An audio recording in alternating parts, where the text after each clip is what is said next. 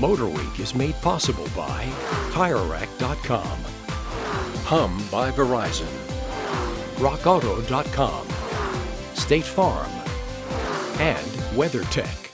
Ford recently made headlines with a new strategy that will eventually eliminate all of their familiar sedans. A big reason for that are vehicles like this new EcoSport crossover. Yes, utilities are not only the new family car, they're the new everything car. So let's take a look at Ford's bold vision with their smallest crossover yet.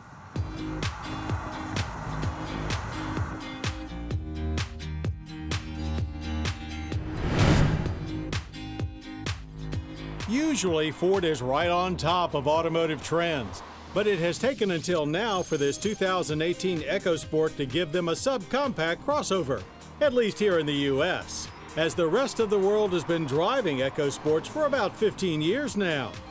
And it doesn't take much time behind the wheel to know that this EcoSport was not originally intended to please American taste. There's no way around it. The ride is rough, but there is also a European sportiness to it. We enjoy driving it as much as spirited handlers like the Mazda CX-3, and that's with a relatively high ground clearance of 7.8 inches. It also feels narrow inside, almost like a smart car, where you're just about rubbing shoulders with your front passenger. The upside of that is that all controls, including the tablet-like screen at the top of the dash, are within easy reach. Front seats are also narrow and have significant bolstering, even in the bottom cushion. Elsewhere inside, it's a nicely modern space, and there are very good materials for an entry ute, as well as plenty of storage options. Rear seat room is just adequate for even small adults, and entry is a little tight. We haven't seen this in a while. Accessing the cargo bay requires swinging the door to the side, and we don't really mind it. At least it opens to the left so you can load from the curbside. A low floor makes loading easy, and there's more space than you'd expect, 20.9 cubic feet. Rear seats require an old-school flipping up of the seat bottoms to get everything flat. Not quite the flexibility you'd find in the Honda HR-V, but a good 50 cubic feet of space is the result. As far as subcompact crossovers go, the EcoSport is a very stylish one, with a bottom-heavy, rounded shape that is consistent with its playful persona.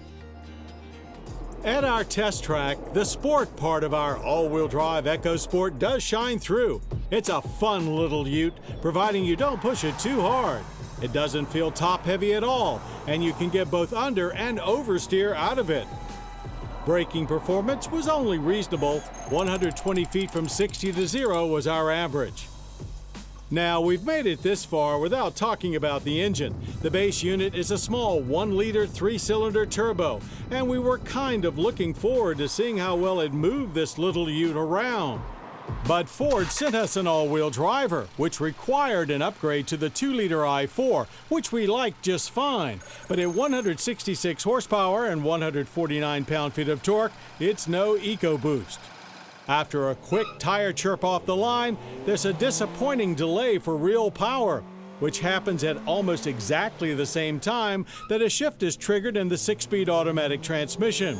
It took a long 10 seconds to hit 60 and 17.4 to complete the quarter mile at 76 miles per hour. Yawn. As for the eco part of the 2-liter all-wheel drive EcoSport, it's unremarkable. Government fuel economy ratings are 23 city, 29 highway, and 25 combined. Yet we did average a decent 27.3 miles per gallon of regular. The energy impact score is 13.2 barrels of yearly oil use with 5.8 tons of CO2 emissions. Pricing is very rational, starting at $20,990 for a front-wheel drive S. Our top trim SES with the 2-liter and all-wheel drive goes for $27,875. While the 2018 Ford EcoSport was not originally designed with us in mind, we still think it's a reasonable first entry into America's growing tiny ute market. It's very modern, handles great, and has loads of cargo space for its small footprint. Plus, if this is a preview of what Ford has in store as their small sedans go away, They just might have a better idea after all.